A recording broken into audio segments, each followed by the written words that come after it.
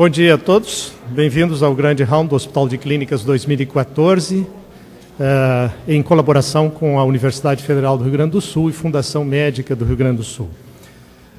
O nosso tema de hoje é sobre horóscopo genético, que provavelmente será uma tendência na medicina do futuro. Nós estamos muito habituados ainda a ver a medicina sob um foco essencialmente anatômico, centrado em órgãos.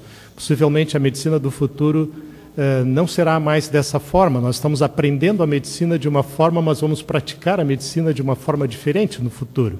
Esse encontro de hoje provavelmente é uma avant-première em relação a essa nova visão que nós devemos passar da assistência aos nossos pacientes no futuro.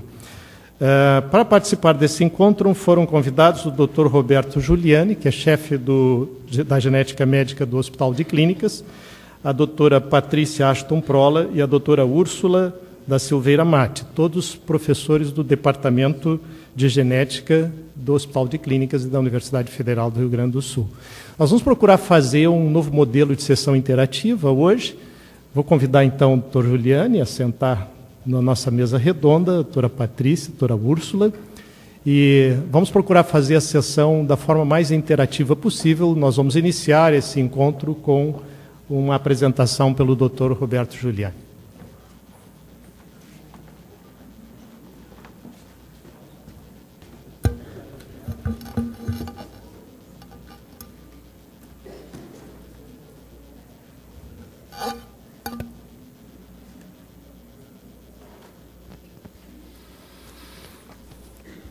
Fleck, muito obrigado aí pelo convite para apresentarmos esse Grand Round.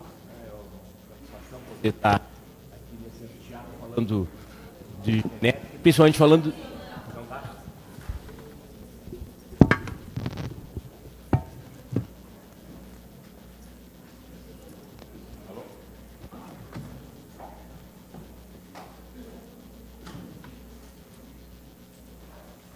Alô?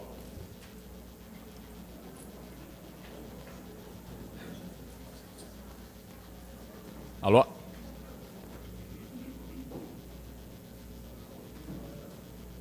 Alô?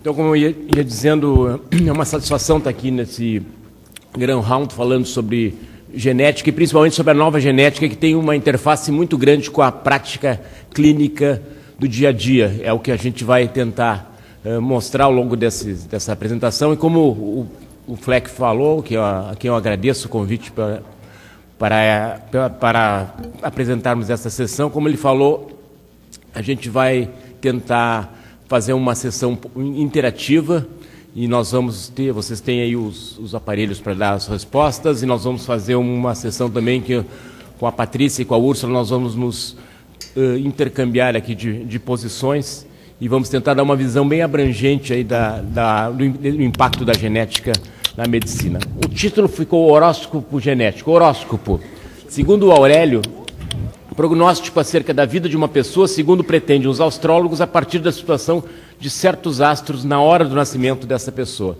Então, a analogia com a genética é a posição das bases de DNA na hora do nascimento, né? Esse é o que... Mas a gente, nós queremos falar da medicina do futuro. 15 anos atrás, a Time botou na capa, a Time é como a Veja nos Estados Unidos, botou na capa a genética como o futuro da medicina. E nós vamos revisar hoje se essa coisa está realmente acontecendo. Eles previram, há 15 anos, previram não, mas eles entrevistaram o Bin Laden 2 anos antes do 11 de setembro. Então, talvez tenham razão também na genética como futuro da medicina.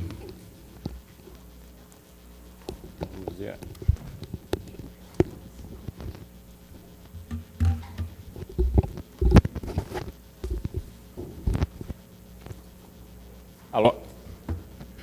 Bom, quando é que esse processo começou? Então, nós podemos voltar um pouco na história, eu vou passar rapidamente nesse slide. Essa figura aí é o Charles Darwin quando jovem. Quando ele começou uma longa viagem de 4 anos ao redor do mundo, e nesses 4 anos ele saiu da Inglaterra, passou pela América do Sul, cruzou o Pacífico, passou pela Austrália, cruzou o Índico, foi para a África, passou para a América do Sul e voltou para a Inglaterra, de onde nunca mais saiu. E lá ele ficou trabalhando na sua teoria, que ele, uns anos depois, mais maduro, publicou a origem das espécies através da seleção natural. Ou seja, ele previa que existia uma variação, que sobre essa variação a evolução atuava. Mas qual era a origem dessa variação, o Darwin ainda não sabia, mas ele conseguiu identificar que existia. Alguns anos depois, o Mendel, que vocês todos conhecem do vestibular, né, da história das ervilhas, dos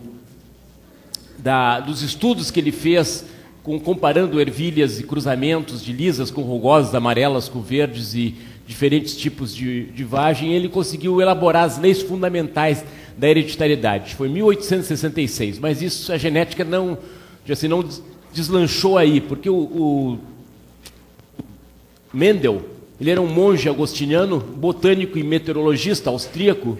Ele formulou essa teoria em 2 encontros da Sociedade de História Natural de Brno, que era na Áustria, na época, hoje é na República Tcheca, e hoje são chamadas leis de Mendel, que regem a transmissão dos caracteres hereditários. E ele publicou na vida 2 trabalhos só, ensaios com plantas híbridas e hieráceas obtidas pela fecundação artificial, onde ele expunha essa teoria. O índice H dele devia ser bem baixo, né? Mas, enfim, deu a sua contribuição. Só que foi uma contribuição rápida, porque após 1868, 2 anos depois dele publicar esses trabalhos, as tarefas administrativas mantiveram tão ocupado que não pôde dar continuidade às suas pesquisas, vivendo o resto da sua vida em relativa obscuridade. Então, é uma analogia com as coisas que acontecem frequentemente, né? Ainda hoje. Bom, rápida passada por esse pesquisador, esse químico suíço, que identificou em 1871 a molécula do DNA. Chamava de nucleína. Na época também não se deu muita importância a essa descoberta.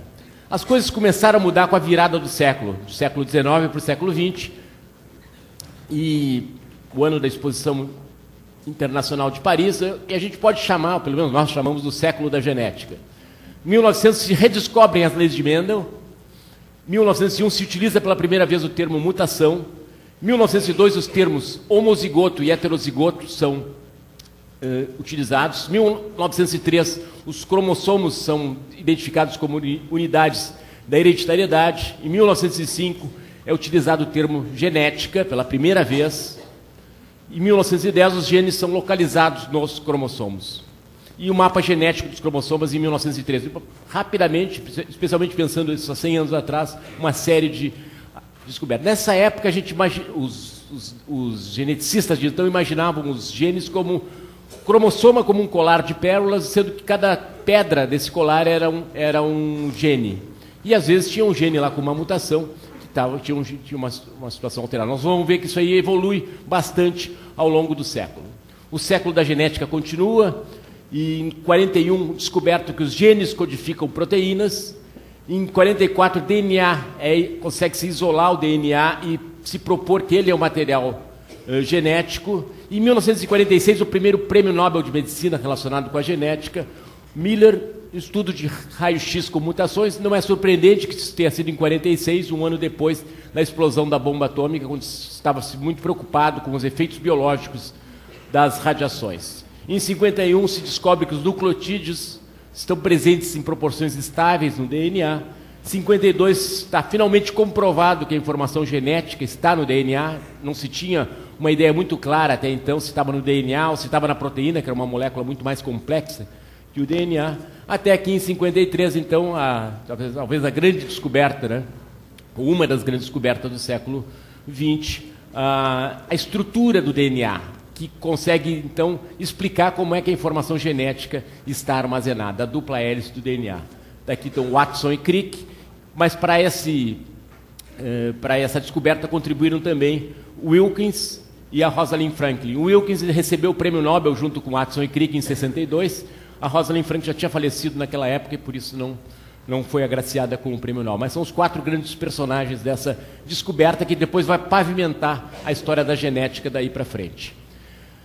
A seguir se consegue, estabelece aquela sequência, né, do DNA que é transcrito no RNA, que é processado, se retiram as sequências não codificadoras, os introns, e ficam só os exons, que são as sequências codificadoras. Eu estou falando isso que nós vamos usar muito esse termo a seguir. E esse RNA processado, então, sai do núcleo, vai para o citoplasma, onde ele é traduzido numa cadeia polipeptídica. Nos anos 70 já se consegue isolar o DNA em laboratório. Isso é algo muito importante, que isso que vai também ser fundamental para que a genética chegue num laboratório clínico, como aqui do nosso hospital. A gente tem a capacidade de um laboratório bioquímico conseguir isolar o DNA. E uma outra descoberta importante foi essa reação em cadeia da polimerase, Polymerase Chain Reaction, PCR. Quer dizer, na genética nós também temos a nossa PCR, né? Não é só a parada cardiorrespiratória. A nossa PCR, a gente pega uma dupla hélice de DNA, aquece e faz uma duplicação dessa dupla hélice, utilizando alguns artifícios, e ao final de um ciclo a gente esfria de novo o DNA, ele se junta e a gente começou com uma dupla hélice e terminou com duas. E repete o ciclo. E com isso a gente, depois de 10 ciclos, tem 1000 duplas hélices, depois de 20 ciclos tem 1 milhão, depois de 30 ciclos tem 1 bilhão. Isso então torna possível que a gente possa trabalhar com pequenas quantidades de DNA, como estão presentes no sangue, numa gota de sangue talvez, na saliva, e em algumas amostras muito pequenas, possa trazer o DNA então para o laboratório clínico, e a gente pode amplificar exatamente a parte do DNA que nos interessa estudar.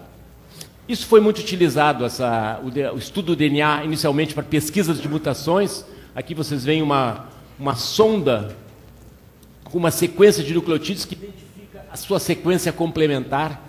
Isso é um artifício muito utilizado na genética para identificar mutações específicas, e com isso se conseguiu fazer o diagnóstico de várias doenças com esse tipo de técnica, e conduziu, né, o estudo do DNA ao Projeto Genoma Humano, lançado em 1990, que é Francis Collins, um dos diretores desse projeto.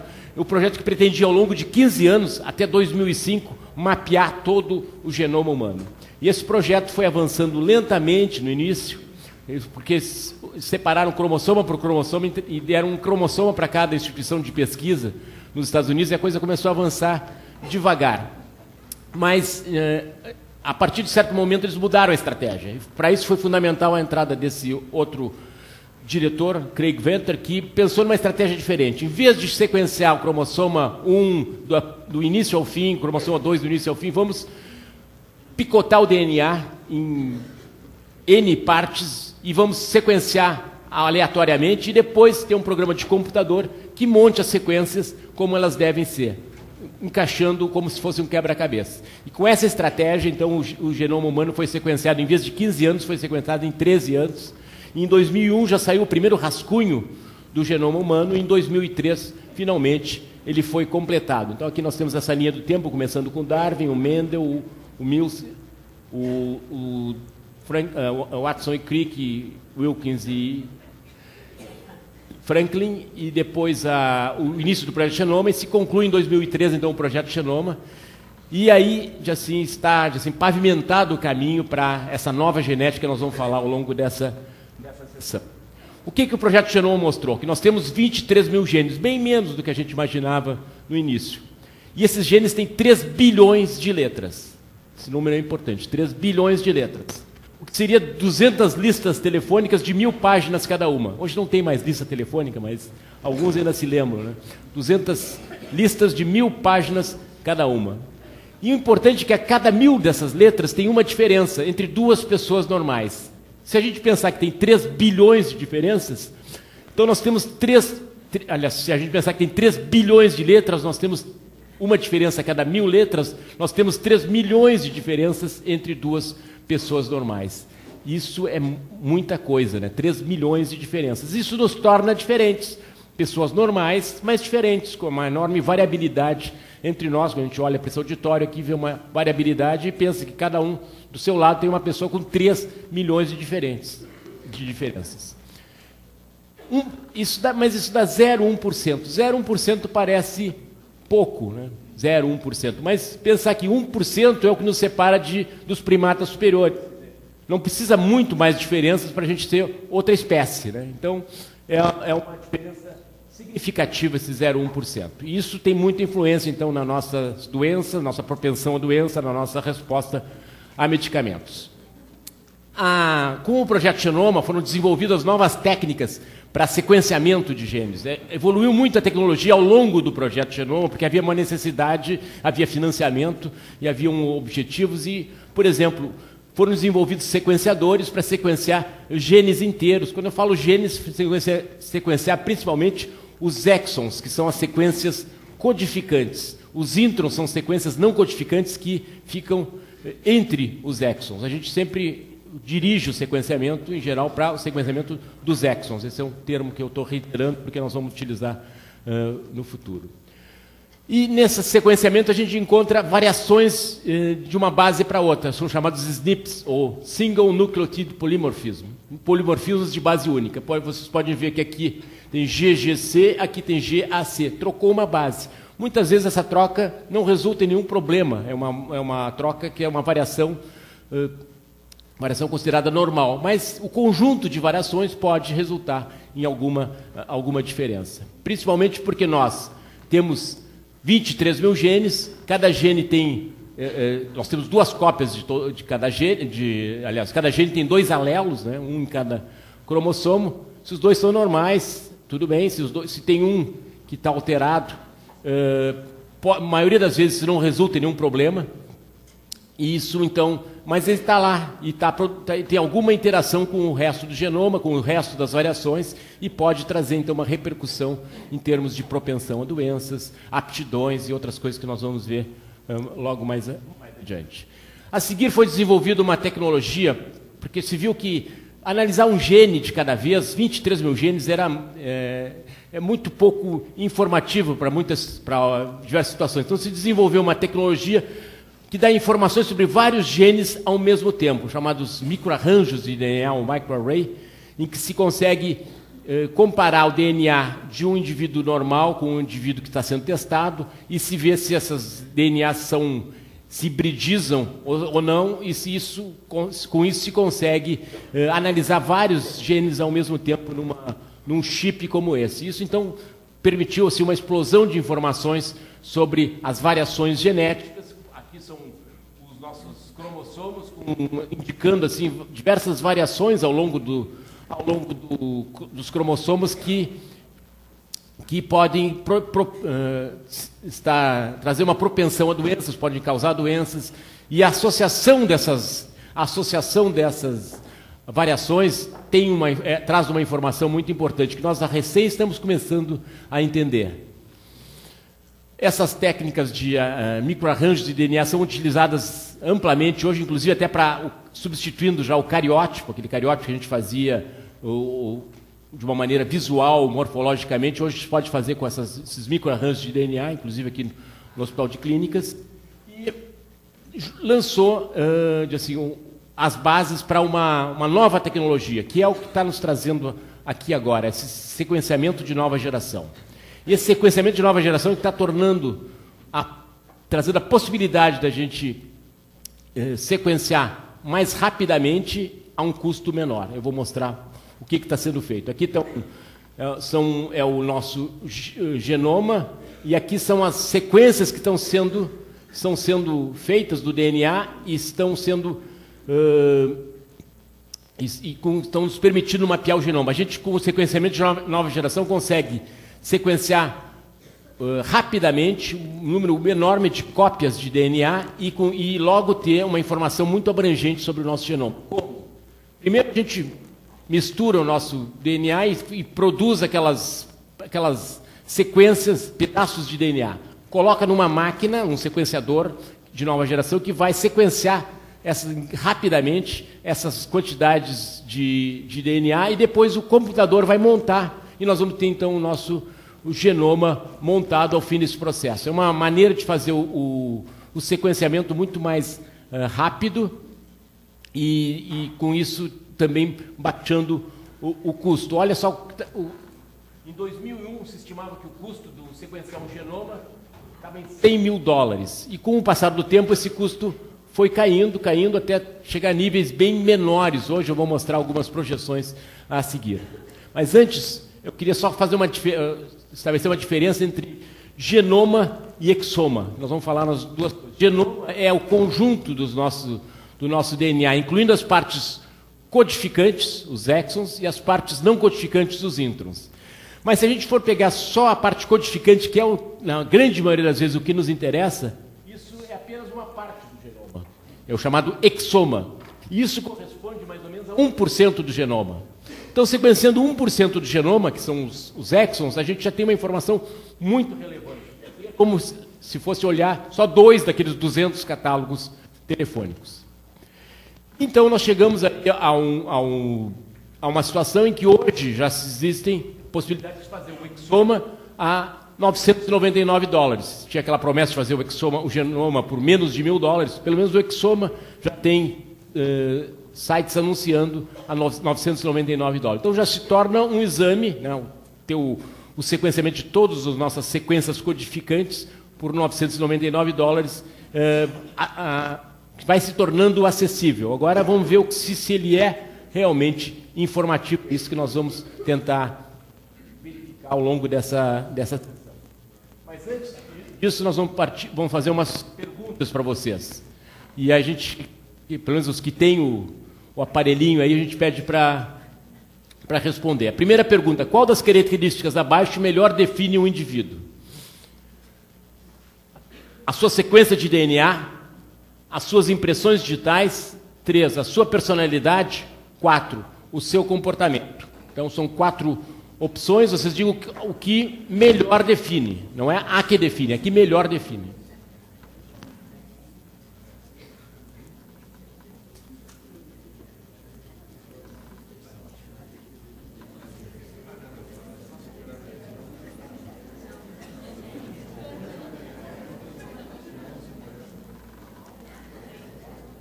Agora sim, agora começou. Desculpa.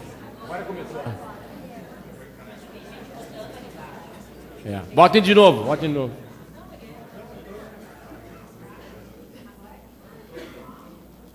Então, 63% acham, 2/3 acham que é a sequência de DNA.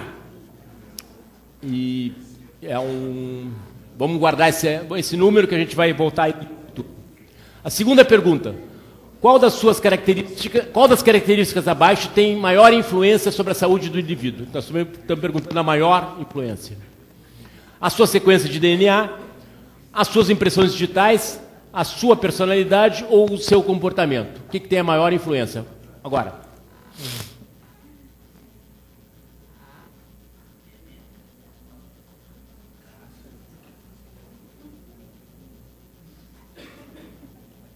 Vamos ver. Aí temos uma divisão do grupo aqui. Um grupo, quase metade acha que é a sequência de DNA.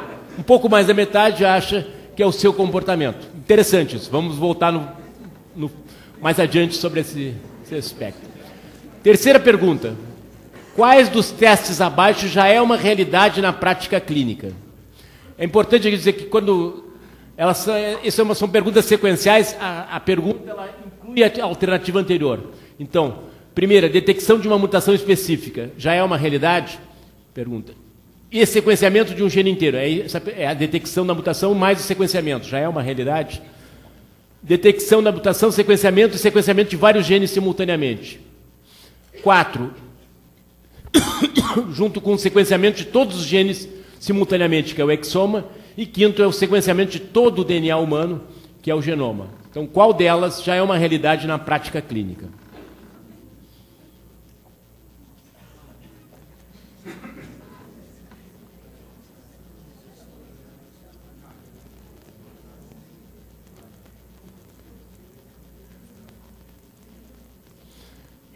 Houve uma divisão, mas a maioria se concentrou em detecção de mutações, sequenciamento de gene inteiro e sequenciamento de vários genes simultaneamente, e o outro grupo, junto com o sequenciamento de todos os genes simultaneamente, o exoma.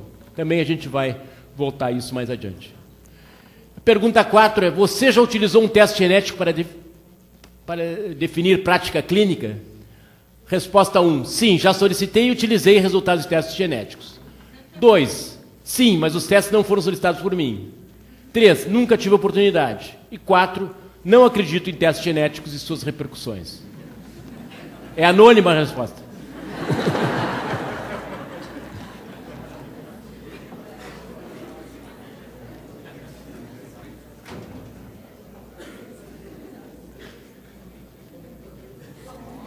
Olha. Então a maioria não teve oportunidade. Alguns já solicitaram ou já utilizaram testes genéticos. Então isso aqui dá 38% já solicitaram ou utilizaram. Quase 60% não tiveram oportunidade. Felizmente só 3% não acreditam. Bom, os que não acreditam não estão aqui também. Pergunta 5, a última. Você se sente preparado para interpretar um teste genético?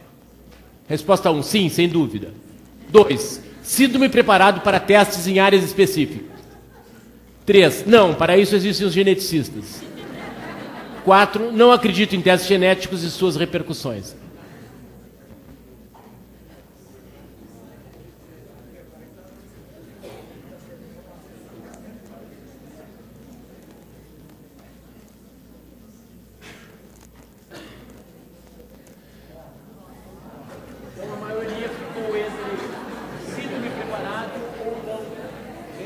Opostas às 38% sim, sido preparado em áreas específicas e 48% não para isso. Também a gente vai abordar isso na apresentação a seguir. Eu vou passar agora o microfone para... Opa, fiz um erro aqui. Tá, ok. Eu vou passar o microfone para a Úrsula, que vai dar sequência aqui.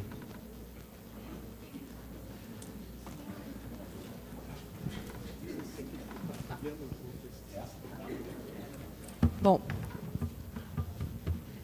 agora nós vamos ver um pouco como todo esse avanço que o Roberto mostrou para vocês, e especialmente o avanço que resultou do fim,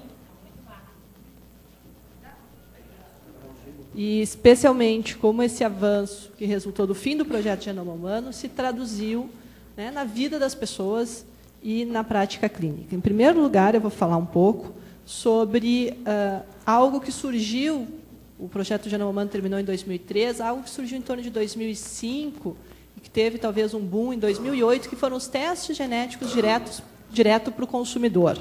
Então, uma série de empresas foram criadas para realizar testes genéticos de se detectar risco para algumas doenças, então, variantes que conferem um risco aumentado para determinadas características. Uma delas, e a mais famosa, é a 23andMe.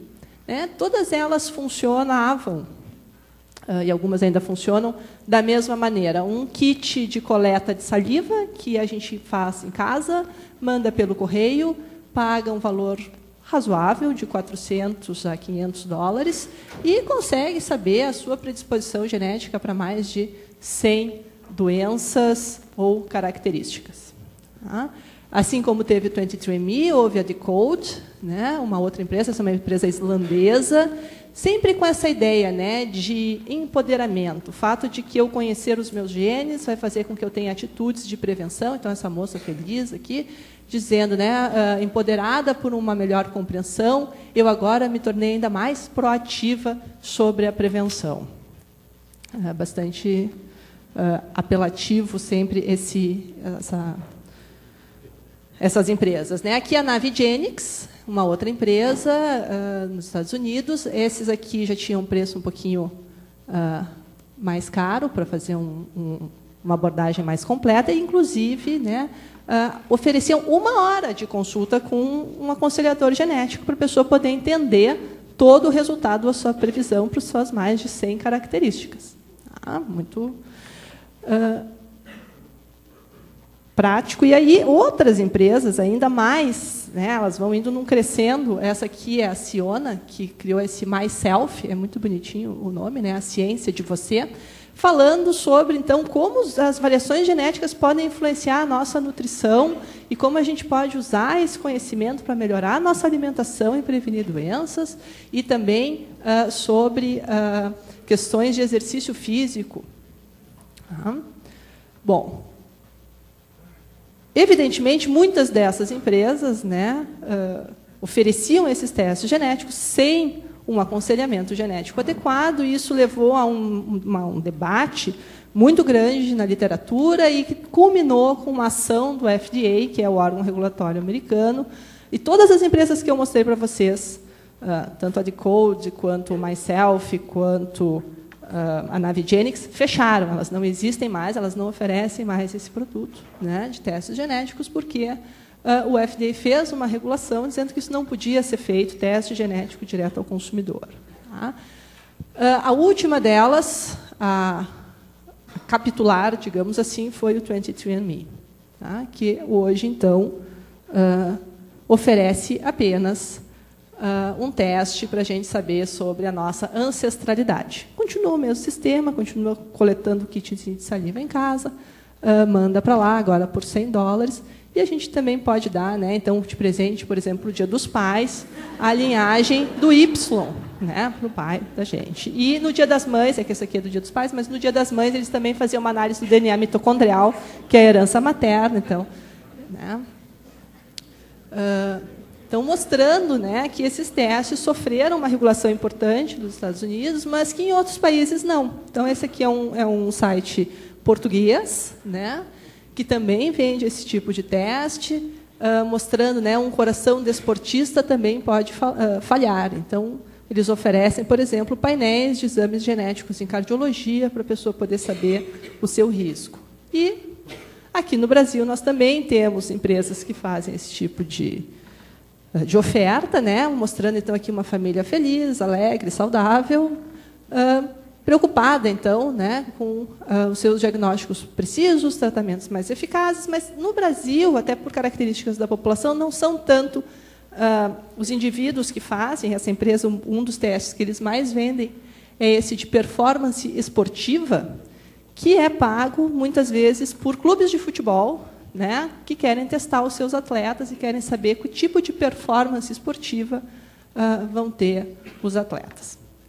A gente tem ainda alguns outros exemplos disso que a gente chama de testes recreativos, né? Esse aqui também é uma empresa de São Paulo, DNA Perfect Skin, né? Vocês podem fazer um teste para saber como que vai ser o envelhecimento da pele. E eles têm um teste muito no site deles, né? Ser ou não ser careca, essa é a questão. Mas o importante não é isso, gente. O importante é a próxima frase. Na era da genômica, essa característica não é mais um caminho sem volta. Descubra sua tendência genética e escolha se quer manter a vasta cabeleira ou não. Se vocês leem isso, o que vocês acham que eles estão vendendo? Um tratamento, provavelmente uma terapia gênica para calvície, né? Não é exatamente isso. Eles estão vendendo um teste genético para resposta à finasterida. Então, a finasterida é uma droga que pode ser usada para tratamento da calvície e que tem um tempo de resposta longo, né, que o paciente tem que fazer o tratamento durante um tempo até ver a resposta. E, segundo esse site, existe um polimorfismo genético que influencia nessa resposta. Então, eu posso, antes de ficar tratando durante um longo tempo, saber se eu respondo ou não a droga. Vejam o nível de evidência que existe para isso. Isso aqui é o estudo, então, que mostrou esse polimorfismo no receptor de andrógeno. São repetições CAG. Aqui a gente tem, então, o maior número de repetições desse polimorfismo, né? E aqui a resposta em área de recuperação, né, de cabelo, numa série de pessoas que foram estudadas. E vocês veem aqui uma regressão logística muito boa, né? Cadê a Luciane? Né? Mostrando que é muito claro que quem tem mais repetições responde pior, né? Muito claro. Então, ou seja, o nível de evidência desses testes é muito baixo. Por quê? Porque quando a gente fala em influência genética sobre características, a gente tem uma ampla variabilidade. Desde esse ponto aqui, onde a gente tem alelos muito raros, né, com um impacto fenotípico muito grande, e aí a gente está falando das doenças monogênicas, até situações onde a gente tem alelos comuns, variações comuns, são aquelas milhares de variações que o Roberto falou para vocês, que devem ter um impacto pequeno no fenótipo. E esses testes recreativos, todos eles, tratam desse tipo de variantes. Tá? Então, eles se concentram nessa zona. Por exemplo, medidas de inteligência. Inteligência pode ter uma influência genética, mas certamente ela é multigênica e multifatorial. E, por exemplo, né, QI não verbal, esse aqui é um teste que o 23andMe oferecia, ele é baseado, então, num estudo de associação, num estudo de GWAS, né, aquelas associações genômicas, que mostrou um polimorfismo que nunca foi replicado, que nunca teve um estudo contrário e que foi feito em indivíduos europeus. Mas ele é vendido no site para todo mundo. Quem quiser ler as letrinhas pequenas até pode, quem quiser ir ver o estudo até pode. Tá? Então, por conta disso, é que a gente teve toda essa discussão com os testes diretos ao consumidor, né? Muitos dizendo que eles não empoderam, na verdade, eles colocam em risco o consumidor. E, de fato, a gente pode pensar neles como né, eles são chamados de testes recreativos, mas é uma ideia assim do conhece-te a ti mesmo. Né? E aí, essa tirinha da Mafalda, ela falando aqui para o Filipito, né, que te parece essa frase, Felipe? Conhece-te a ti mesmo. Ah, me parece excelente, mais ainda, de hoje em diante vou colocar em prática. E se eu não gosto de mim? Né? Então, assim, o que acontece? Se eu não gosto de mim, esses testes, existem vários relatos de pessoas que fizeram os testes, as pessoas terminam contando o seguinte, ou eu já sabia, ou porque eu já sabia, ou porque eu já tinha a característica, ou porque alguém na família já tinha aquela característica, ou o teste tem um valor preditivo muito pequeno e eu não preciso me preocupar. Então, na verdade, eles eram mesmo algo que, por ficar nessa faixa aqui, tinha um valor preditivo muito pequeno, porque a razão de chance, o tamanho do efeito é muito pequeno. Mas existe toda uma outra gama de testes genéticos que a Patrícia vai complementar. Bom, então, a Úrsula, nessa primeira parte da nossa apresentação, ela se concentrou nessas alterações, né, que são as alterações, como ela muito bem descreveu, que são relativamente comuns, mas que têm um efeito muito baixo. Até no conjunto, pode ser que a gente tenha um efeito relevante, mas individualmente é difícil que uma única mutação tenha um efeito, ou uma única variante tenha um efeito muito significativo. No entanto, existem vários outros tipos de alterações ou variantes genéticas, desde aquelas com efeito e frequência intermediários, até aquelas que a gente está mais acostumado em ver na genética clínica, que são as variantes bastante raras, mas que isoladamente têm um efeito tão importante que pode, por si só, ser causador de um fenótipo ou de uma doença, e aqui, então, que se concentram a maioria das doenças monogênicas. Então, vamos ver alguns exemplos de como que a gente consegue hoje fazer determinadas predições e usar essa tecnologia, então, em benefício da promoção da saúde. Então, o primeiro exemplo que eu quero mostrar para vocês é da miocardiopatia hipertrófica. Essa é uma doença bastante comum, ela é a doença cardíaca familiar mais comum que a gente conhece, ela afeta aproximadamente 1 em cada 500 recém-nascidos vivos. E o que ela tem de importante? Ela é uma doença que a gente classifica como uma doença de alta heterogeneidade genética. Então, se nós juntássemos todas as pessoas que têm miocardiopatia hipertrófica aqui neste gráfico, o que a gente veria? Mais ou menos a metade, a gente ainda não consegue definir qual é a causa genética por trás dessa doença, e da outra metade, a gente vai encontrar uma mutação causadora ou parcialmente causadora deste fenótipo, mas não em um só gene, em vários genes. Então, hoje a gente tem aproximadamente, acho que 12 genes, todos eles codificando proteínas sarcoméricas, e dentro desses genes, centenas de variantes diferentes que podem estar associadas com esse fenótipo. Uma outra característica muito importante é que nem todas as pessoas que têm uma mesma alteração vão desenvolver a doença no mesmo tempo e com a mesma intensidade. Então, na prática, se vocês tivessem uma família como essa é uma mulher, aqui nós temos uma paciente, uma mulher de 45 anos, que tem uma importante história de morte súbita e cardiomiopatia hipertrófica na família, o diagnóstico clínico já está feito aqui, a gente tem a doença em mais de uma geração, homens e mulheres afetados, e ela, então, realiza esse teste, ela é submetida a um teste com um painel de genes para estudar alterações em todos esses genes, e é identificada, então, uma alteração em um desses genes que a gente já sabe que é uma mutação fortemente associada à doença ou causadora deste fenótipo. Mas a pergunta dela é qual é o risco para os filhos. O filho mais velho, de 22 anos, ele já tem o fenótipo, ele já tem hipertrofia do ventrículo esquerdo, já foi feito o diagnóstico clínico. Nesse indivíduo, o teste genético vai apenas confirmar uma informação que a gente já tem clinicamente. No filho do meio, que hoje tem 14 anos, ele não tem nenhuma evidência clínica da doença. Aí esse teste vai ter um papel um pouco mais importante, porque no momento em que a gente tem, então, um teste positivo para essa mutação que causa a doença na família, nesse indivíduo a gente pode, com relativa segurança, definir que, em algum momento, esse indivíduo vai desenvolver também algum sintoma. Em que momento isso vai acontecer? Com que intensidade, com que severidade, já são perguntas muito mais difíceis de responder, porque a gente sabe que, nesse fenótipo, o dado genômico ele não é suficiente para definir todo o fenótipo. A gente tem também aqui influência de outros genes, provavelmente, e também alguma influência importante do ambiente.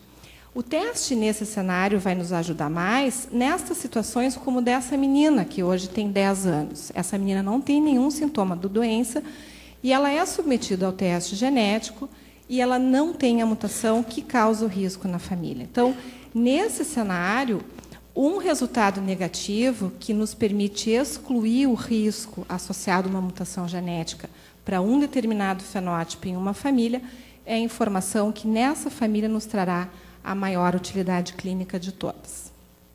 O segundo exemplo, um exemplo que vários de vocês já viram na mídia no ano passado, é de uma mulher de 25 anos, ígida, que procura aconselhamento genético por uma história de mãe e avó maternas com câncer de mama diagnosticadas na pré-menopausa. Além disso, ela tem 2 tias também maternas com câncer de ovário e, com esse quadro clínico, a gente tem, então, uma evidência muito forte de que se trata de uma síndrome de predisposição hereditária ao câncer de mama e ovário nessa família. O que é feito, então, com a mãe da paciente, que é uma pessoa que já teve um diagnóstico de câncer, se propõe o sequenciamento dos genes BRCA1 e BRCA2, que são os genes mais fortemente associados com esse fenótipo, e se identifica na mãe, como esperado, uma alteração genética, uma mutação deletéria comprovadamente nesses genes. A pergunta da nossa paciente de 25 anos, muito pertinente, é qual é o risco de ela ter também câncer ao longo da vida, com toda essa história de vários familiares no ramo materno. A resposta que a gente vai dar para essa paciente, ela vai depender do seu genótipo. Não existe uma outra forma da gente prever clinicamente o que vai acontecer com essa paciente sem o resultado do teste genético. E aqui, com probabilidades iguais de 50% em cada possibilidade, ela poderá ter um risco cumulativo vital de câncer de mama de 70% a 85% ao longo da vida, se ela for portadora, e de câncer de ovário de 40% a 50%, também se ela for portadora, o que é muito diferente dos riscos cumulativos vitais para esses 2 tumores da população geral, que passaria a ser o risco dela se ela fosse não portadora. Então, aqui, o teste genético é realmente importante para a gente poder prever a história natural, né? E o que essa pessoa tem pela frente em termos de risco.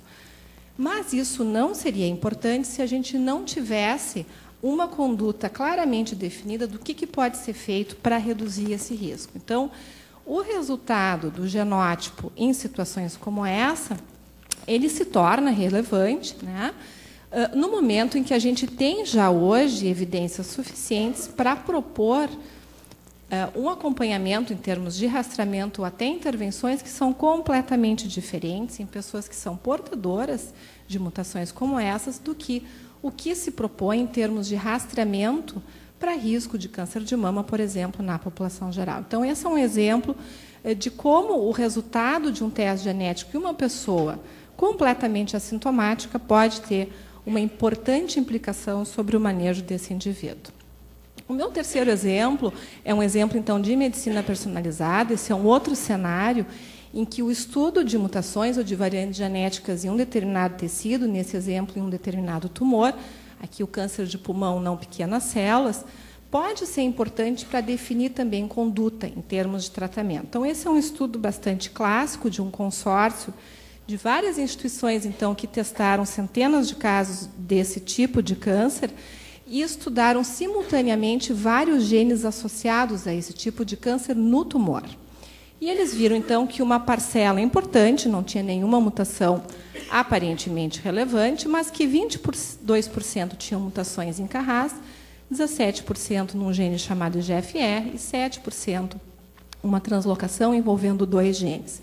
E para cada uma dessas alterações, hoje a gente já tem várias evidências de que o tratamento ou o não tratamento com determinadas drogas tem um impacto clínico significativo.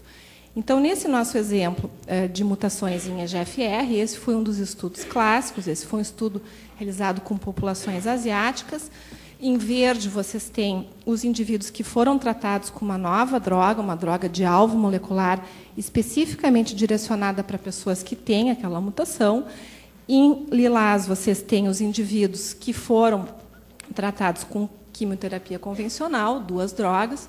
E aqui vocês vão ver que os indivíduos que tiveram a mutação em EGFR e usaram essa droga de alvo molecular, a linha verde sólida, têm uma sobrevida livre de doença muito diferente daqueles indivíduos que foram tratados com a mesma droga, mas que não tinham a mutação em EGFR, e também diferente daqueles que foram tratados com quimioterapia independente da mutação. Então, são resultados como esse que nos permitem usar essas informações de alterações moleculares para definição de alguns tratamentos. O que é importante a gente entender aqui? Que não se trata de uma única mutação. E a complexidade dessa informação, ela progride a cada dia, a cada semana. Então, aqui nós temos o gene, EGFR, com seus domínios. Esse é o domínio do gene que envolve a atividade tirosina quinase, que é muito importante para o desenvolvimento de um tumor nesse gene, que é um receptor. E, na parte de baixo dessa figura, vocês têm, então, uma representação de todas as mutações que estão associadas com sensibilidade a inibidores de tirosina quinase. E, na parte de cima, algumas mutações que estão associadas com resistência a esse mesmo tipo de tratamento. Então, é fundamental que, na utilização clínica dessa informação, a gente não restrinja o teste a uma mutação, por exemplo. Porque, se eu tiver um resultado negativo para essa mutação, eu não vou estar enxergando todo o resto. Então, de novo, aqui é importante que a gente entenda todo o contexto que associa a resposta e a não resposta e que a gente tenha tecnologias capazes de fazer uma análise global de todas as possíveis alterações que tenham um efeito, então, sobre a resposta ao tratamento. Este outro exemplo é um exemplo da pediatria, um recém-nascido do sexo masculino que fez uma triagem auditiva, tendo um resultado negativo no teste da orelhinha. A avaliação audiométrica confirmou que esse recém-nascido tem surdez neurosensorial e não há história familiar de perda auditiva ou consanguinidade. Ele foi, então, encaminhado para avaliação genética para estimar a resposta implante coclear. Esse é um outro possível benefício de uma avaliação molecular. Nesse caso, isso é um estudo, inclusive, que foi feito aqui no nosso hospital, mas que já foi, existem evidências de várias outras coortes em outros países, que as crianças que têm, então, essa mutação 35DLG no gene da conexina, GJB2, e que tem uma mutação nas 2 cópias desse gene, são homozigotos, vão ter uma resposta melhor à intervenção de implante coclear a médio e longo prazo do que aqueles que têm uma mutação em uma só cópia do gene e aqueles que não têm nenhuma mutação. Então, aqui a gente poderia usar um exemplo de como a gente pode usar também essa informação genética para ter uma ideia de como o indivíduo vai responder a uma determinada intervenção. E, por fim, esse é meu último exemplo. Esse é um cenário que eu acho que é muito interessante, porque ele nos remete para uma outra questão. A previsão ou a predição de doenças, ela não é uma particularidade do médico geneticista, ela não é uma particularidade da genética, e ela não é uma particularidade dos testes moleculares, que é o foco da nossa conversa aqui. Nesse caso, vocês vão ver que qualquer clínico que estivesse atendendo essa paciente poderia fazer uma hipótese de uma doença genética. É uma gestante de 39 anos, que, então, fez uma ultrassonografia morfológica fetal com 22 semanas e se observou que o feto tinha um grave retardo de crescimento intrauterino, uma malformação cardíaca e um cisto de plexo coroide. Então, nesse caso, com esses achados, que não envolvem nenhum teste molecular de altíssima complexidade, se pode fazer rapidamente a hipótese de que esse feto é portador de uma cromossomopatia, e isso é confirmado, então, no exame físico pós-natal, que foi compatível com uma trissomia do cromossomo 18, e com um cariótipo, que é um exame tradicional da genética, que mostra, então, também a trissomia livre do cromossomo 18. Como é que a genética molecular pode nos ajudar em situações como essas? Se essa paciente retornasse 18 meses após esse desfecho, né, de uma gestação que resultou no nascimento de um bebê trissômico que morreu nos primeiros meses de vida, ela retorna 18 meses após, agora com 41 anos de idade, para orientações porque está gestando novamente. Atualmente tem uma gestação em curso de 8 semanas, e com essa idade, com essa história de cromossomopatia prévia, e somente esse dado já coloca ela em um risco muito acima de qualquer outra mulher da população geral para ter um bebê com cromossomopatia ao nascimento.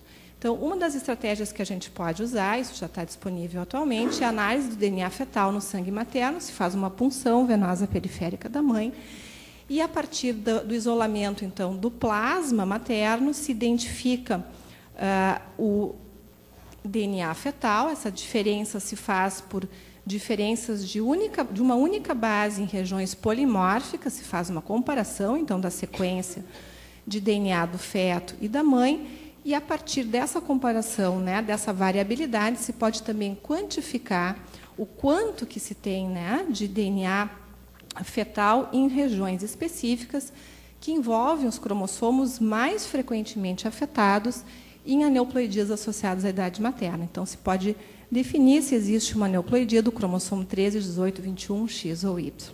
Tá? E, teoricamente, se poderia também expandir essa investigação a partir desse material obtido do DNA fetal para fazer uma análise muito mais ampla, teoricamente, de todo o exoma ou até mesmo de todo o genoma. Tecnicamente, isso é possível. Foi feito há 2 anos atrás, né? Esse é o artigo que foi publicado, já descrevendo o sequenciamento genômico completo a partir de DNA extraído, então, do sangue materno, DNA fetal, esse do sangue materno. Então, para resumir, quais que são os benefícios que a gente antevê com o uso dessas novas ferramentas de diagnóstico molecular? Para o paciente, predição mais objetiva do risco de ocorrência de uma doença, terapêutica guiada pela presença de uma alteração molecular e previsões prognósticas, como alguns dos exemplos que eu mostrei para vocês aqui. Além do paciente, essa informação poderá nos trazer, então, a facilidade de fazer previsões para familiares potencialmente em risco e previsões para futuros descendentes. As análises com painéis de genes, elas vão nos permitir investigar fenótipos com múltiplos genes candidatos, como, por exemplo, aquele exemplo que eu mostrei para vocês de miocardiopatia hipertrófica. Muitas vezes pode ser insuficiente olhar um gene só, talvez a gente precise olhar um painel de genes para que realmente se chegue a um diagnóstico molecular. E as análises genômicas mais amplas do exoma, de um genoma completo, poderão nos ajudar, já nos ajudam muitas vezes, na investigação de pacientes com fenótipos inespecíficos, onde a gente não tem uma hipótese a priori. O que são as nossas limitações nesse momento, que a gente ainda tem um momento de transição desse conhecimento, que a gente está aprendendo ainda muitas coisas acerca desse tipo de informação? A primeira delas é que nós ainda temos um desconhecimento e um número limitado de variantes que se pode associar com evidência suficientemente forte em relação a uma ação clínica relevante. Então, esse é um gráfico muito ilustrativo, tá, do número de variantes que a gente teria ao analisar um genoma completo de uma pessoa, e vocês vão ver que as variantes que são comprovadamente relevantes do ponto de vista biológico e que nos permitem, né, com a evidência existente, atitudes ou condutas clínicas claramente definidas, são em torno de dezenas a poucas centenas. Existe um conjunto grande de variantes que são comuns, é toda a nossa espécie, aquelas que não têm ainda uma clareza sobre seu efeito, não têm um efeito óbvio sobre a proteína em estudo, mas poderão ter algum efeito ainda não conhecido, e aqueles que existe um efeito potencial, mas ainda sem evidência suficiente para se associar à clínica. Além disso, limitações em relação a variantes de significado incerto, que muitas vezes ainda encontramos como resultado de análises, inclusive análises mais amplas, como exoma, identificação de variantes e dados que não foram interrogados previamente. Então, por exemplo, um exoma realizado por uma razão e para um objetivo, que encontra uma alteração a uma doença completamente diferente, que não estávamos interrogando inicialmente. O desconhecimento dos profissionais envolvidos tanto na solicitação quanto na interpretação do resultado e quanto na maneira como essa informação é transmitida ao paciente ou à família. Um risco dos pacientes que querem saber a qualquer custo e não entendem claramente qual a repercussão dessa informação a posteriori.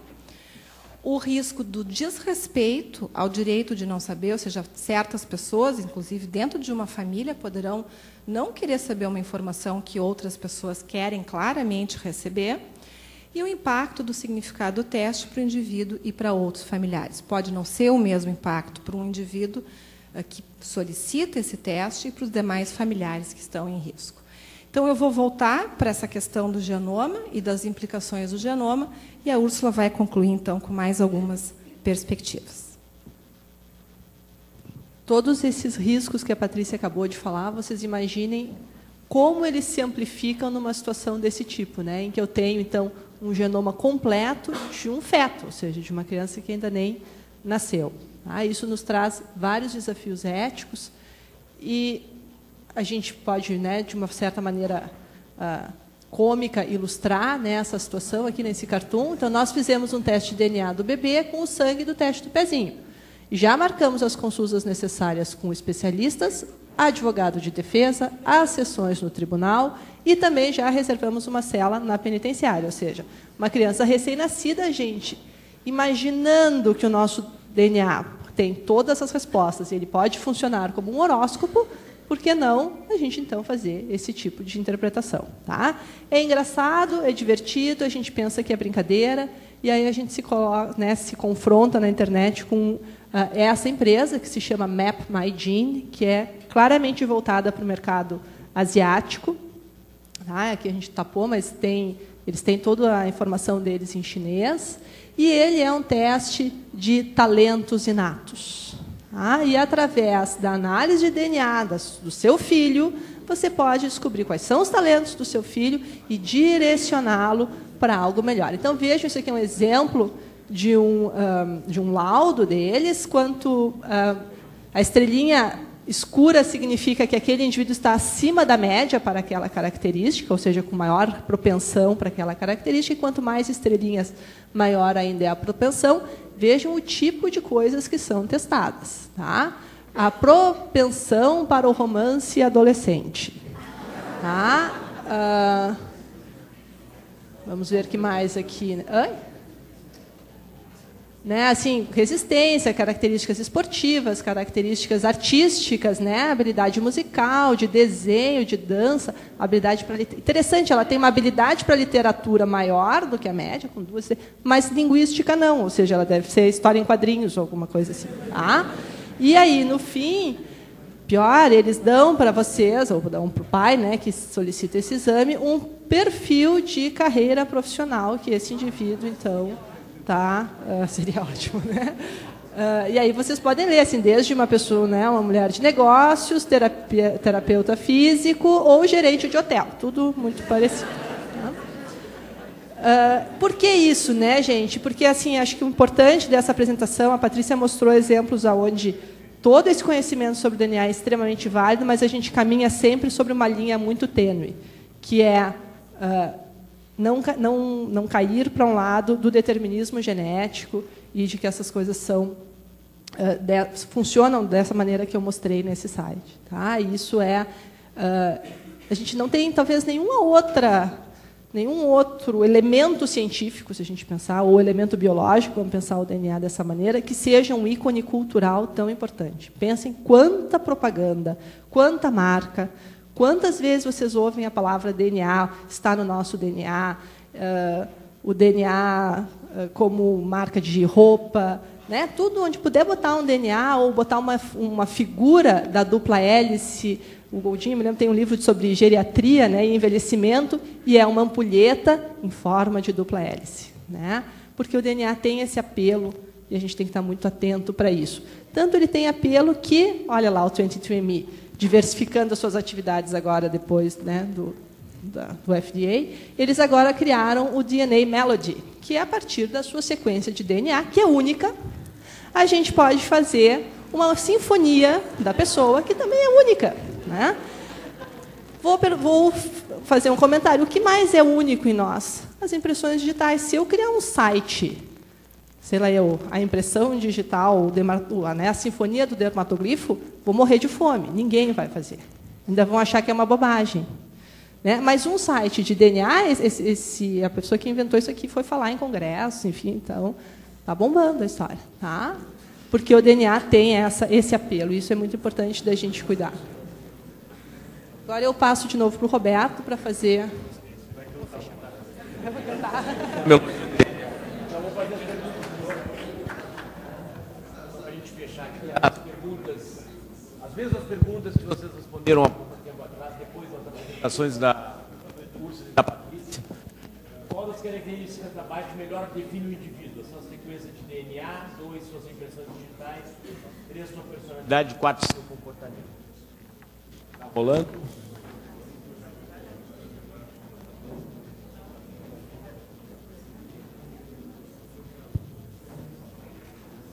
Tínhamos tido uma divisão entre DNA e comportamento, né? Agora tem uma tendência mais a privilegiar a sequência de DNA do que o comportamento, mas ainda, né? Um pouco heterogêneo as respostas.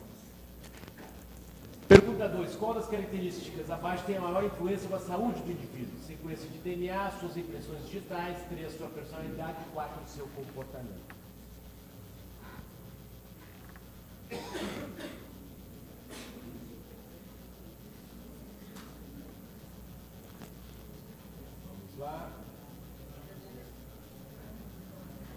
lá.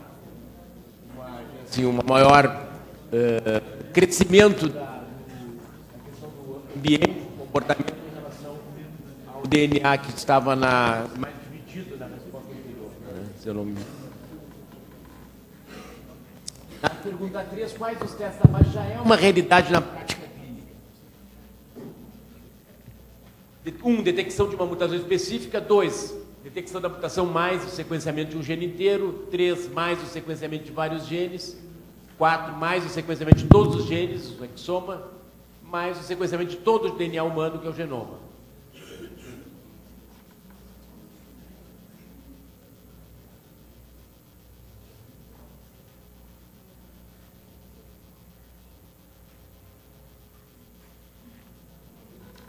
Tem houve um crescimento até da último ponto, né, que já, em relação ao anterior, mas a grande maioria coloca como realidade já o sequenciamento, né, de vários genes, de todos os genes ou mesmo do genoma.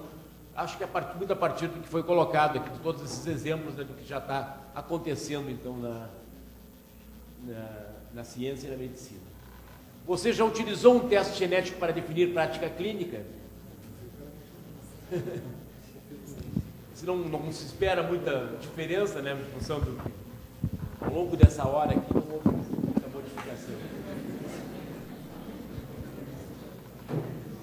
Mas continua, né, mantendo, né, a maioria não teve oportunidade de utilizar, mas se vocês certamente... Diminuiu o número dos que não acreditam, né? 1%. Diminuiu os que não acreditam. Nós somos convincentes aqui. E a última pergunta, você se sente preparado para interpretar um teste genético? 1, sim, sem dúvida. 2, sinto-me preparado para testes em áreas específicas, reumatologia, ortopedia. Não, para isso existem os geneticistas. 4, não acredito em testes genéticos e suas repercussões.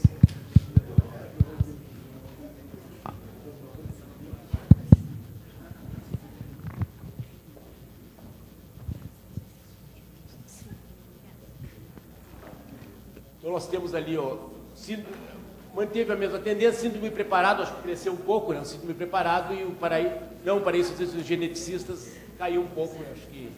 Acho que foi um bom resultado, mas se vocês não se sentem preparados, não se preocupem, porque esse aqui é um trabalho que recém saiu e no Journal of Clinical Oncology, foi trazido aqui pela Patrícia, mostrando a resposta dos oncologistas da Harvard, 2 hospitais da Harvard, sobre se estão preparados para interpretar os testes genéticos. E, na verdade, os que se sentem preparados é uma minoria, em torno de 20%, 30%, a maioria, de alguma maneira, não se sente completamente preparado para interpretar esses testes genéticos. Isso em Boston, isso na Harvard. Então, é algo que é uma questão universal, né?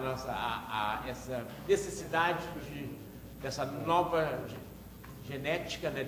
Agora cada vez mais dentro da medicina, e da preparação para isso. E, olha, nós temos, hoje no currículo da Faculdade de Medicina, genética tem 3 créditos, né?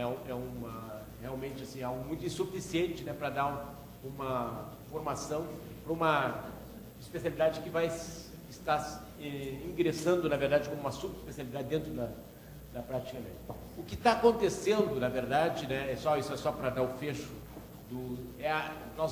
essas novas tecnologias de sequenciamento estão gerando uma quantidade enorme de informações. E nós temos que nos preparar para lidar com essas informações. Essas informações vão estar disponíveis em grandes bases de dados, vão estar disponíveis no nosso computador, mesmo até no nosso iPhone, essas informações sobre os genótipos, e nós precisamos entender o que significam essas combinações dessas milhares, milhões de variações que existem no nosso genoma. Isso é algo que certamente vai nos tomar algum tempo, né? É um maior desafio entender o resultado dessa combinação das diferentes variantes genéticas. Mas para a informação sobre o genótipo ela ser relevante, a gente tem que associar a informação sobre o fenótipo. E isso eu acho que é uma coisa que eu quero destacar, assim, a importância da gente reunir essas informações todas, e para isso o médico é fundamental. As informações que vêm de vários exames, de sangue, de urina, árvore genealógica, exames radiológicos e principalmente, né, o exame clínico. Isso é fundamental, né, para a gente poder entender a informação genética. E para concluir, eu só vou mostrar 2 slides aqui da New England Journal of Medicine, 1982, 32 anos atrás. Pegamos os 4 artigos de capa e não tinha nenhum falando de genética. 1982. Passaram-se 30 anos. Em 2012, fiz o mesmo exercício, em 2012, e dos 5 artigos de capa do New England, 4 falavam de genética e mutações, e não eram artigos de genética, e sim de diversas especialidades, como mutações RAS, carcinoma de células escamosas, estudo preliminar de 2 agentes antivirais para hepatite C genótipo 1, mutações recorrentes somáticas da ICER1 em câncer de ovário, e um reporte sobre mutação de um receptor de hormônio da tireoide. Quer dizer, são 4 artigos em especialidades médicas diversas falando sobre genética. Então essa eu acho que traduz bem assim o crescimento da genética dentro da medicina, e acho que é uma tendência irreversível. Eu acho que a gente vai se beneficiar muito no futuro. Essa é a mensagem. Vou só dar um último slide aqui, só para dar um exemplo. Na segunda-feira que vem nós vamos ter um seminário no Serviço de Genética, e quem vai dar o seminário é um obstetra, né, que fez sua residência aqui no Hospital de Clínica, mas depois foi para a Austrália, e vai falar sobre novas tecnologias em medicina fetal, cariótipo molecular e DNA livre no soro materno, pegando um gancho com o que a Patrícia apresentou aqui. Então, dando esse exemplo assim, da genética hoje presente, né, dentro da medicina, e eu acho que veio para ficar, e vai ser uma convivência muito boa nos próximos anos. Eu queria aproveitar e agradecer aqui a Úrsula e a Patrícia, e agradecer especialmente ao James e à VPM por essa oportunidade, e passar a palavra ao James. Nós que temos muito a agradecer a vocês todos pela clareza com que as informações foram trazidas. Eu gostaria de perguntar se o auditório tem alguma pergunta ou questionamento, dúvida, comentário, por favor.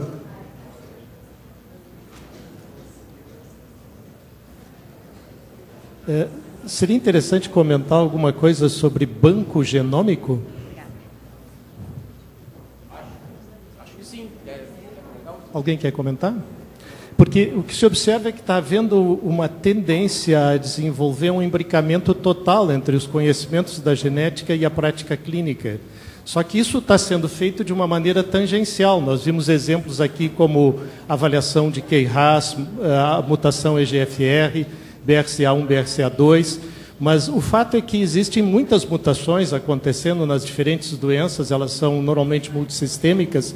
Só no carcinoma epidermoide são 153 mutações que estão sendo analisadas, e por isso está sendo incentivado o uso de bancos genômicos internacionais. Eu queria que vocês fizessem algum comentário nesse sentido. Um dos grandes desafios, né, James, do nosso conhecimento atual é poder reunir o conhecimento existente. E muito mais do que grandes bancos de material biológico, hoje a gente tem a possibilidade de reunir os resultados de inúmeras avaliações que acontecem no mundo inteiro em bancos de dados. Acho que esse é o grande desafio. Ainda as pessoas compartilham pouco a informação, existem algumas iniciativas internacionais para que todas as informações relativas à genotipagem sejam reunidas em bancos de acesso público. Então, se eu vou fazer uma avaliação aqui, eu preciso saber se essa avaliação já foi feita em outro lugar, se tem um significado já definido dessa variante. Isso eu posso fazer comparando os meus dados com dados da literatura ou dados de grandes bases de dados. Acho que esse é um grande desafio. Qual o tempo de maturação dessas bases, dessa base de dados? Esse é um tempo que vai ser relativamente longo, e o mais crítico até, eu acho que do que o tempo, é a anotação adequada dessas sequências. Então, se poder caracterizar de uma forma uniforme, né, de uma maneira uniforme essas informações, para que as pessoas tenham acesso também de forma uniforme à informação. Acho que muito mais importante do que o tempo que vai levar é a qualidade de como essa informação vai ser mantida, né, e disponibilizada para o grande público. Beth, queria fazer uma pergunta? Eu, antes de mais nada, gostaria de dar parabéns para ti como organizador e para o grupo todo presente. Acho que a gente teve a oportunidade de assistir aqui a nata da genética do Rio Grande do Sul, do Clínicas, né, aqui com a gente. Muito bom, parabéns. E tem uma piadinha politicamente não correta que diz que se o Darwin visse a Wilsa Carla e a Danielle Bündchen, dificilmente colocaria as duas na mesma espécie.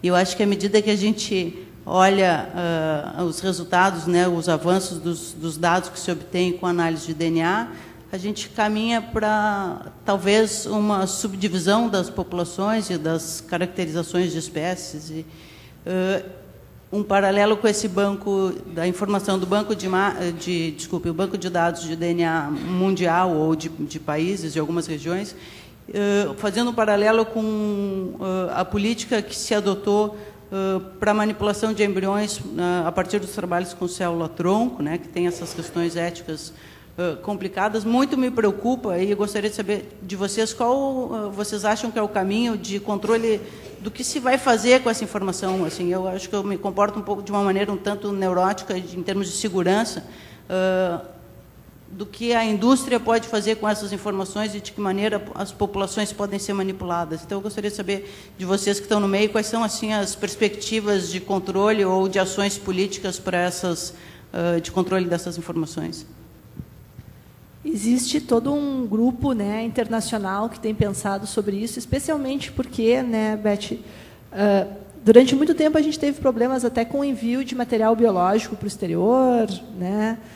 E hoje em dia, como a Patrícia bem colocou, não é mais o material biológico. Hoje em dia são os dados. Então, hoje a gente tem, por exemplo, no Brasil, laboratórios privados fazendo exoma, né, por solicitação médica, e tendo que armazenar esses dados de exoma em algum lugar. Então, isso aí vai para um servidor, o servidor fica na nuvem, e aí entra aquela coisa meio etérea, assim, onde é que estão esses dados, quem é que tem acesso a eles. E esse é um ponto bem importante, tem um grupo grande de pessoas no mundo tentando, né, de várias instituições, né, internacionais, tentando determinar qual a melhor maneira de se proteger esses dados. Recentemente, acho que foi o ano passado, que existe um consórcio de famílias europeias, que é o CEF, né, que é um banco de material biológico, já é usado há bastante tempo, e aí começaram a fazer exomas dessas pessoas, e de alguma maneira alguém conseguiu, e era um banco anônimo, eram doadores anônimos, e aí por causa do exoma alguém conseguiu fazer uma ligação e descobrir, este indivíduo aqui é o fulano de tal. Então, assim, esses dados eles têm um potencial, né, muito importante, mas hoje em dia não existe algo, porque eu posso dizer assim, as pessoas estão pensando, quem está do outro lado que oferece o serviço diz, não, nosso serviço, não se preocupe, é seguro, até alguém hackear um servidor e sair com uma sequência. Só quero fazer uma complementação, além da segurança, eu acho que existe toda uma outro conjunto de questões regulatórias que não estão bem esclarecidas. Então, por exemplo, vamos imaginar que hoje tu tivesse interesse de analisar o teu genoma e fizesse toda uma avaliação particular, paga por esse serviço, e esse dado vai ficar armazenado por X tempo, né? Então, vamos imaginar que foi feita essa avaliação, não encontrou nada relevante nesse momento, mas esse é um conhecimento que evolui diariamente. Então, talvez daqui a 6 meses, ou daqui a 1 ano, ou daqui a 5 anos, ou 10 anos, exista naquele conjunto de dados uma informação altamente relevante que hoje não se conhece. Hoje não se sabe como interpretar. Então, também existe uma grande dúvida, isso não está claramente definido, de quem é exatamente a guarda, a responsabilidade da guarda dessa informação, de quem é a responsabilidade de reavaliação periódica, como isso vai ser feito, que custos isso vai gerar, e, por exemplo, de quem é a responsabilidade de chamar essas pessoas de novo, como é que as instituições que hoje têm esse dado vão elaborar um programa de notificação e de chamamento de pessoas no momento que a informação se torna relevante. Então, isso é um outro problema que eu acho que tem que ser discutido, tem sido muito discutido no âmbito, né, de pessoas que trabalham com análise genômica, mas, como a Úrsula bem colocou, a gente não tem ainda uma diretriz universal em como essas informações devem ser tratadas. Professor Jobim? Bom, eu tinha 2 assuntos. O primeiro, que existe um banco chamado Redome, que a maioria das pessoas conhece, que nós não podemos deixar de mencionar, que eu acho que é o banco de dados, de informações de doadores voluntários de medula óssea, que o país inteiro está construindo isso, e nós estamos com 3 milhões de doadores, né? Então, agora nós estamos conseguindo encontrar os doadores. O Hospital de Clínicas colaborou em torno de 170 mil doadores para esse banco de 3 milhões. Outro ponto é o seguinte, existe um banco de dados do DNA do cromossoma Y, numa universidade alemã, e que está na internet, e se você quer consultar um perfil, né, um profile de DNA do Y de uma pessoa, um homem, né, você coloca lá os alelos, e ele calcula entre 100 mil, tem 100 mil pessoas, 100 mil homens nesse banco de dados. E ele calcula quantos têm iguais ao seu paciente, ou o indivíduo que você está com. Mas o interessante é que nós também, a imunologia, que fornece dados para esse banco de DNA do Y na Alemanha. Então, volta e meia, a gente junta lá 50 indivíduos e manda, sem nome, né, só o profile deles. E um dia eu recebo um e-mail dos Estados Unidos de um pesquisador que me perguntava se era eu que tinha oferecido aquele perfil genético. Porque ele mesmo, que também trabalha com o DNA do Y, tem o mesmo Y de um dos indivíduos que eu tinha reportado. E ele queria saber se eu permitia saber quem era essa pessoa, porque provavelmente era parente dele. Né? E eu disse que, infelizmente, eu não tinha o dado, né? Porque eu não ia revelar. Então, começam a acontecer essas coisas. Até os pesquisadores vão ficar, esse sujeito é igual a mim, deve ser meu parente. Vamos atrás dele. Aí, então, essas coisas tem que ter cuidado, né? Melhor é dizer que não conhece. Bom, muito obrigado a todos. Quer comentar alguma coisa? Muito obrigado à presença de todos os nossos palestrantes. Obrigado a vocês. Eu queria que vocês dessem uma salva de palmas para isso. Até a próxima semana.